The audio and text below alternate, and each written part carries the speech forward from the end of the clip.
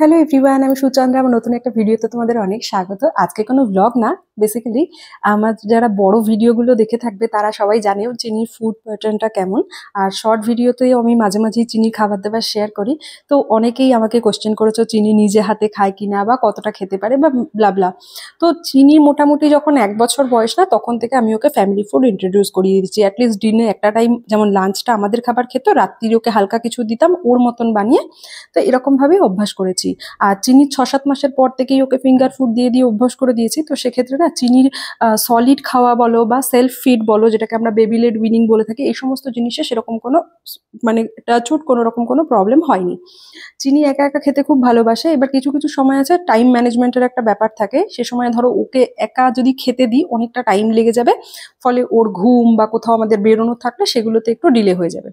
সেক্ষেত্রে আমি কি করি, ওর যে সময়টায় আমাদের মনে হয় আলাদা কোনো কাজ নেই বা ওর তারপরের আর ওর কোনো নিজের কাজ নেই, সেক্ষেত্রে ওকে আমি সে সময় ওকে খেতে দিয়ে দিই একা একা। ও সেটাকে কোনোদিন 10 মিনিটে খায়, কোনোদিন আধা ঘন্টা, কোনোদিন 1 ঘন্টাও লাগায়। খুব স্বাভাবিক ব্যাপার, ও যতটা পোর্শন খাচ্ছে সেই পোর্শনটা ওকে একা একা খেতে, ওইটুকু ছোট ছোট হাত টুকটুক করে খেতে খেতে অনেকটা সময় লাগে।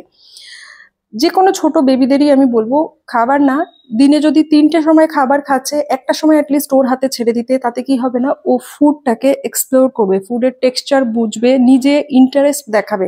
আদারওয়াইজ বেবি কখনো নিজে খেতে শিখবে না। ওই ফোর্স ফিডিং, স্ক্রিন টাইম, এগুলো করতে হবে, যেগুলোকে আমি একদমই কোনোদিন পছন্দ করি না।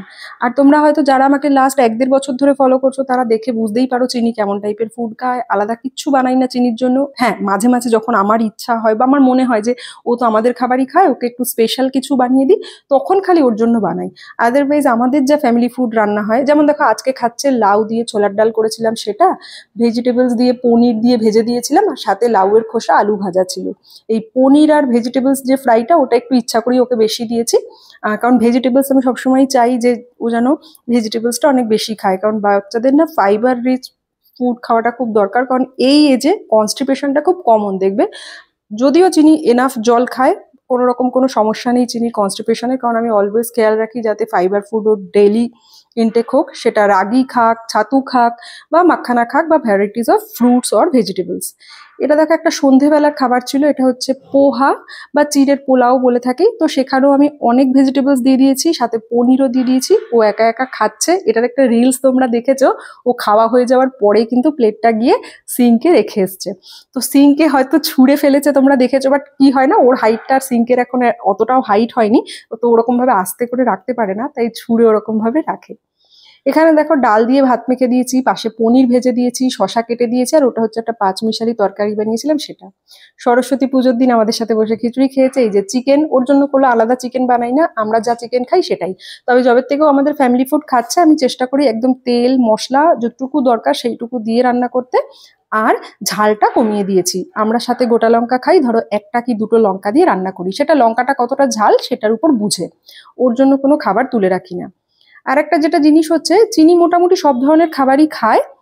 আর ও টক দইটা না অতটা পছন্দ করে না, তাই সপ্তাহে ও ধরো 2 দিন 3 দিন, কোনো সপ্তাহে খেলেও খেলো না, গরম পড়লে যেমন সপ্তাহে 2-3 দিন দিই আমি।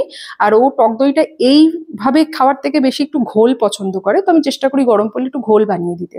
এ দেখো মাছ, বড়ি, আলু, যেমন আমাদের যা চিকেন, মাছ, ডিম, পনির আমাদের যেদিন যা রান্না হয় সেরকমই। শশা খেতে ভালোবাসে, ডেলি ওকে ভাতের সাথে শশা দিই। তো এই ছিল চিনির কিন্তু ফুড রুটিন।